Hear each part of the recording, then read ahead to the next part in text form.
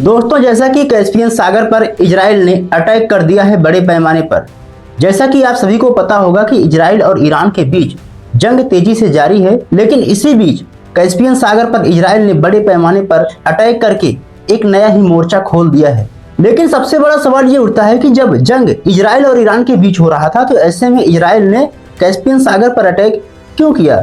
इसके अलावा हम बात करेंगे कि आखिर कैस्पियन सागर का स्ट्रेटेजिक महत्व क्या है। दोस्तों, जैसे कि कैस्पियन सागर लैंडलॉक सागर है, यानी कि चारों तरफ से जमीन से घिरा हुआ है और कैस्पियन सागर से कुल 5 देश अटैच करते हैं और इन देशों में शामिल है रूस, ईरान, कजाकिस्तान, अजरबैजान और तुर्कमेनिस्तान। इसके अलावा अल जजीरा की रिपोर्ट से यह बताती है कि यह हमला फाइटर जेट के द्वारा किया गया था। दोस्तों, यहाँ पर सबसे बड़ा कंफ्यूजन यह है कि आखिर इजराइल ने कैस्पियन सागर पर मिसाइल दागे थे या फिर स्ट्राइक किया था। लेकिन सबसे बड़ा सवाल ये उठता है कि जब इजराइल ने कैस्पियन सागर पर अटैक किया है तो ऐसे में रूस को सबसे ज्यादा चिंता क्यों हो रही है।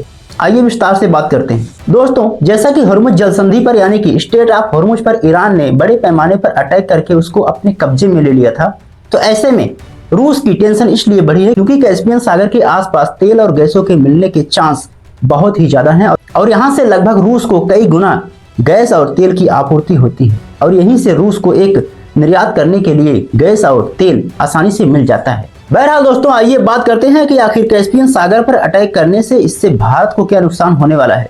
दोस्तों, जैसा कि आप सभी को पता होगा कि भारत अपनी तेल जरूरतों का लगभग 85 से 90% हिस्सा विदेशों से आयात करता था, लेकिन ऐसे में जब से ईरान ने हॉर्मुज जलसंधि पर कब्जा किया है, वहां से शिपों को आने से रोका जा रहा है, तो ऐसे में भारत की चिंता और भी बढ़ गई है क्योंकि इजराइल ने बड़े पैमाने पर कैस्पियन सागर पर अटैक किया था। इसके अलावा जिस प्रकार से रूस के लिए यह सबसे बड़ा आपूर्तिकर्ता स्थान माना जाता था, तो ऐसे में सबसे ज्यादा चिंता यह है कि जब भारत रूस से तेल खरीदता है तो ऐसे में भारत में भी रूस के तेल का दाम तेजी से बढ़ सकता है। बहरहाल दोस्तों, आइए अब देखते हैं कि आखिर इसका ग्लोबल इंपैक्ट यानी कि वैश्विक स्तर पर प्रभाव क्या देखने को मिल सकता है। दोस्तों, जैसा कि ब्लूमबर्ग की रिपोर्ट में यह दावा किया गया है कि इससे जिस प्रकार से कॉन्फ्लिक्ट देखने को मिल रहा है, जिस प्रकार से प्रभाव देखने को मिल रहा है, तो ऐसे में तेल के दाम में तेजी से बढ़ोतरी देखने को मिल सकती है वैश्विक स्तर पर।